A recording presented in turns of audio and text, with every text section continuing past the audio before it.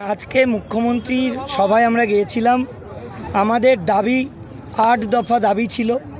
সেই দাবিগুলো আমরা মঞ্চ থেকেই আমাদের কনভেনার তারা বলেছিলেন এবং আমরা মুখ্যমন্ত্রীর কথাটা শুনলাম। মুখ্যমন্ত্রী বললেন যে যোগ্যদের কারোর চাকরি আমরা যেতে দেব না, এটা প্রাথমিকভাবে প্রথম দিকে আমরা শুনলাম। তারপরে উনি বললেন যে যদি একটা অ্যাপ্লিকেশান করার পরেও নেগেটিভ কিছু পাওয়া যায় সুপ্রিম কোর্ট থেকে, তাহলে 2 মাসের জন্য বা 2 মাসের পরে বা যে মাস সময় দিক আমরা যেভাবে খুশি নিয়োগ করব এবং তার যোগ্যদের নিয়োগ হবে। সেটা কি পদ্ধতিতে হবে সেটা সুপ্রিম কোর্ট ঠিক করবে। কিন্তু আমরা দেখলাম যে উনি এটুকু বললেন যে মাঝে একটা শব্দ যে এই 2 মাসের যে মানে টাকাটা বা 2 মাসের একটা যে অ্যামাউন্ট সেটা দিয়ে দেবেন, পুষিয়ে দেবেন। আসলে এই শব্দটা উনি ইউজ করেছিলেন যে 2 মাসেরটা পুষিয়ে দেবেন। আমাদের এইটুকু খারাপ লেগেছে। আমরা শিক্ষক শিক্ষিকা শিক্ষাকর্মী, আমাদের কাছে এই পুষিয়ে দেওয়া শব্দটা সত্যি অসম্মানজনক। যাই হোক, মুখ্যমন্ত্রী এটাও বলেছেন যে যোগ্যদের চাকরি যাবে না, যোগ্যদেরকে যে কোনো মূল্যে উনি বাঁচাবেন, সেটা আইনি লড়াইয়ের মাধ্যমেও। কিন্তু শেষে গিয়ে আমরা দেখলাম মুখ্যমন্ত্রী এটাও বললেন যে যোগ্যদেরটা আমরা এখন দেখছি, অযোগ্যদেরটা পরে ভাবব। এখানেও আমাদের খারাপ লাগার বিষয় যে জায়গায় এই যে 26,000কে বাঁচাতে গিয়ে আজকে আমাদের এই দুর্দশা দেখতে হলো, সেখানে দাঁড়িয়ে আজকেও উনি এই কথা কেন বললেন যে আগে যোগ্যদেরটা দেখে নিই তারপরে অযোগ্যদেরটা ভাববো। আমরা সত্যি এই বক্তব্যে আসা হতো।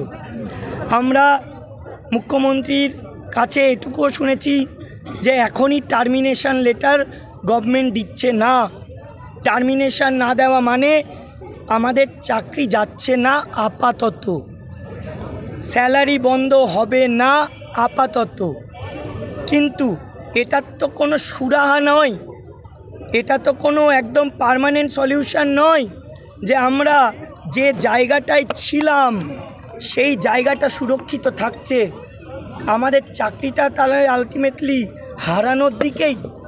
সেটা কি আর বাঁচানো যাবে না? এই সদুত্তর কিন্তু এখনও পুরোপুরিভাবে আমরা পাইনি।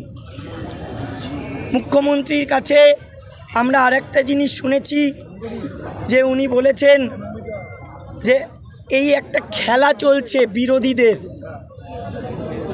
বিরোধীদের খেলা নয়, আমাদেরকে নিয়ে রাজ্য সরকারও যেমন খেলা খেলেছে বলেই আজকে আমরা এই পজিশনে। আর এখন বিরোধী রাজনৈতিক দল হোক আর যে কোনো রাজনৈতিক দল, সবাই মিলেই তো খেলছে। আমরা তো এখন ভোট ব্যাংক। কিন্তু আসল কথাটা কি বলুন তো, যে জায়গাটা আমরা আজকে দাঁড়িয়ে আমাদের মানসিক অবস্থা খুবই শোচনীয়। আমরা যে জায়গায় দাঁড়িয়ে সে জায়গায় যে কোনো চিন্তা ভাবনা পর্যন্ত করব, সেই শক্তিটুকু অনেক সময় মাথা থেকে বেরিয়ে যাচ্ছে। কিন্তু আমরা একসঙ্গে আছি, যোগ্যরা একসঙ্গে আছি, জোট বেঁধে আছি। আমাদের মধ্যে কোনো আলাদা কিছু নেই, একটাই ফ্র্যাটার্নিটি আমাদের, untainted jobless teachers and non teaching staff. আমরা কিন্তু এখানে কোনো মঞ্চ, সংগঠন, দল, রং, গ্রুপ সি, গ্রুপ ডি, 9, 10, 11, 12 দেখব না। আমাদের একটাই পরিচয়, আমরা যোগ্য চাকরিহারা। আজকে আমাদের এর পরবর্তী পদক্ষেপ কি হবে সেটা মেহবুবকে আমি বলবো বলার জন্য।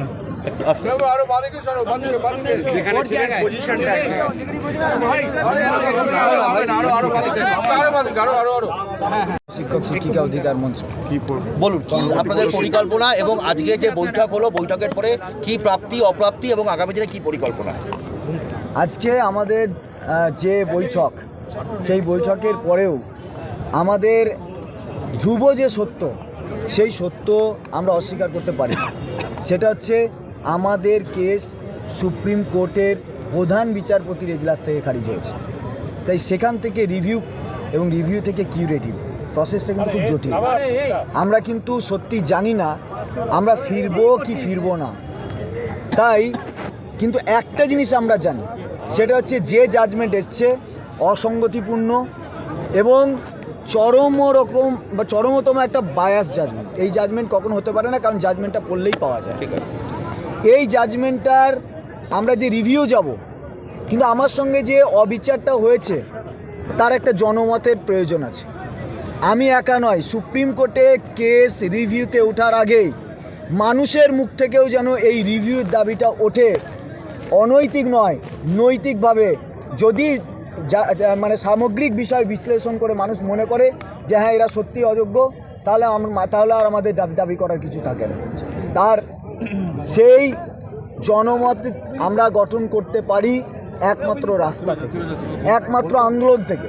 তাই আন্দোলন থেকে সরে যাওয়া আমাদের পক্ষে সম্ভব নয়। তাই কিভাবে আমরা আমাদের আন্দোলন এগিয়ে নিয়ে যাব, কেমনভাবে আমরা আন্দোলন এগিয়ে নিয়ে গিয়েও আমাদের কাজও করতে পারবো সামগ্রিকভাবে, তাই সেই যে এজেন্ডা সেটা আমাদের তৈরি হচ্ছে। আমরা বিভিন্ন রকমের এজেন্ডার কথা ভেবে রেখেছি, জেলাভিত্তিক, কেন্দ্রীয়ভাবে, এবং পাশাপাশি আপনারা আরও জানেন যে রিভিউয়ের যে প্রস্তুতি, আমাদের প্রায় 12-13 হাজার পিটিশনার আছে, তাদের ওকালতনামা, সাইন, এফিডেভিট করা, স্ক্যান করা, অনেক কাজ আছে। পাশাপাশি আমরা এটাও ভেবেছি যে আমরা কোনো একটা জায়গায় প্রথমে অবস্থান করব, অবস্থানের মধ্যে দিয়ে ওই কাজগুলো যেমন করব, তেমন জেলাভিত্তিক একটা আন্দোলনের কর্মসূচিও নেব। তারপর সেই আমার এই কাজটার পাশাপাশি আমরা পরবর্তীকালে আরও বৃহত্তর আন্দোলনের মধ্যে দিয়ে মানুষের কাছে আমার যে আপত্তি হওয়া অন্যায়টাকে আমরা তুলে ধরব। আপনারা কি স্কুলে ফিরছেন? আমরা তো স্কুলে আছি, কারণ আমাদের টার্মিনেশন তো হয়নি, কিন্তু সুপ্রিম কোর্টের অর্ডার অনুযায়ী হয়েছে। তা আমরা স্কুল যাব না কেন, নিশ্চয়ই যাব, কিন্তু চূড়ান্তভাবে যাওয়াটা আমাদের লক্ষ্য। তাই চূড়ান্তভাবে স্কুলে পৌঁছানো, স্কুলে আগের সম্মান নিয়ে পৌঁছানো, সেই যাত্রাপথে আমরা যে বাধাগুলো দেখতে পাচ্ছি সেই বাধাগুলো সরিয়ে যেদিন সত্যি সত্যি স্কুলে পৌঁছাতে পাবো, সেই পৌঁছানোটা আমাদের আসল হবে। মুখ্যমন্ত্রী সভাটা কি আজকে সদর্থক না নঙর্থক কী হিসাবে দেখছেন? সদর্থক নঙর্থক আমি বলবো না, এটা আংশিক বলতে পারি। আংশিক এই কারণে যে আমরা কিছু দাবি রেখেছিলাম, সেই দাবি মুখ্যমন্ত্রী যখন বক্তব্য রাখছিলেন, কিছু দাবি, যেমন ধরুন আমরা বলেছিলাম যে লয়ার প্যানেল আপনারা আমাদের জন্য দিয়েছিলেন তা প্রায় মৃত ছিল, উনি লয়ারের কথা বলেছেন। কিন্তু আমি বলছি এইগুলো সব প্রতিশ্রুতি, রাজার প্রতিশ্রুতি খুব স্বাভাবিক। আমরা দেখতে চাই কোর্টরুমে তার সত্যতা। এই অবস্থান কবে থেকে শুরু করছেন, কোথায় করবেন আপনারা? আমরা আজকে রাত্রে আমাদের যে ফাইনাল মিটিং হবে সমস্ত জেলাকে নিয়ে, তারপরে কাল থেকে আমরা আন্দোলনে কবে, কোন তারিখ, কীভাবে আন্দোলন করব সেটা বলবো, এবং অবস্থানটা আমরা কলকাতা এবং ধর্মতলাতেই করব। আপনারা রাতে কি এই শহীদ মিনারে থাকবেন সবাই? হ্যাঁ, আমরা একটা অংশ তো শহীদ মিনার আজকে থাকবো, আজকেও থাকবো। মানে লাগাতার কি থাকবেন, মানে এখন থেকেই? এখন থেকে কি টানা শহীদ মিনারেই থাকবেন? এখন থেকে টানা আজকে আমরা রাত্রে এখানে আমাদের আলাপ আলোচনা সারবো এবং জেলা মিটিং করব। কাল বা পরশু করে আমরা একটা বিবৃতি দিয়ে আমরা জানাবো আমরা আন্দোলন কোন কোন জায়গায় কেমনভাবে করে আন্দোলনগুলো চালাতে যাই। ঠিক আছে।